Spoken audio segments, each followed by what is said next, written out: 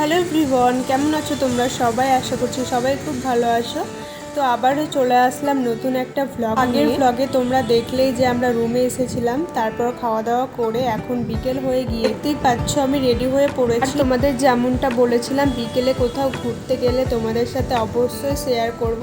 তো আমরা এখন সবাই মিলে যাচ্ছি ইকো পার্ক। আর এখন কিন্তু বিকেল হয়ে গিয়েছে, কিন্তু ওয়েদার দেখে মনে হচ্ছে না।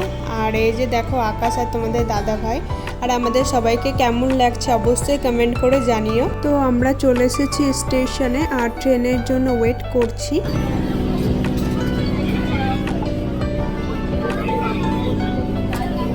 আমরা নেমে পড়েছি বিধাননগর স্টেশনে। এখান থেকে যাব গাড়ি করে ইকো পার্ক। আর তোমরা কারা কারা ইকো পার্কে গিয়েছো অবশ্যই কমেন্ট করে জানিও। আমরা উঠে পড়েছি অটোতে, আর বিধাননগর থেকে পার্কে যেতে অনেকক্ষণ সময় লেগেছিল।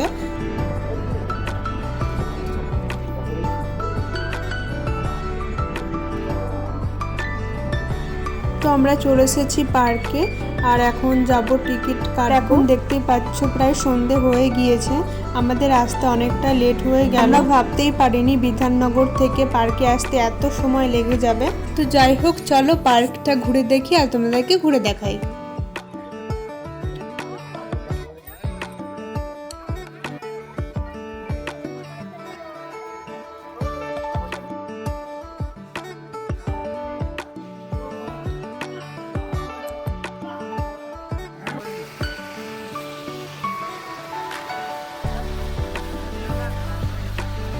তো আমরা ভিতরে এসে সব জায়গায় ঘুরলাম, ফটো তুললাম, ভিডিও করলাম। আর এক্সপিরিয়েন্স দিক থেকে যদি তোমরা বলো তো আমার খুব একটা ভালো লাগে। এসে আমরা ভাবছিলাম যে কেন আসলাম, মানে যতটা ভেবেছিলাম যে হ্যাঁ ভালো লাগবে, কিন্তু ততটাও ভালো লাগেনি।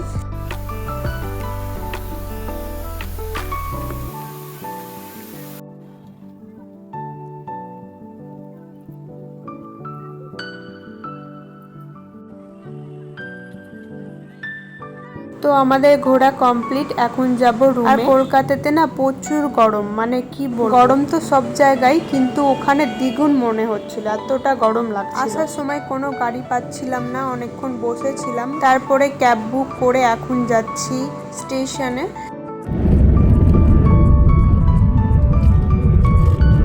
এখানে দেখো আকাশ গিয়েছে টিকিট কাটতে, একটু পরেই আমাদের ট্রেন চলে আসবে। তো চলো ভিডিওটা আমি এখানে এন্ড করছি। কেমন লাগলো অবশ্যই কমেন্ট করে জানিও, ভালো লাগলে লাইক কমেন্ট শেয়ার করে দিও, আর আমার পেজটি ফলো করে দিও।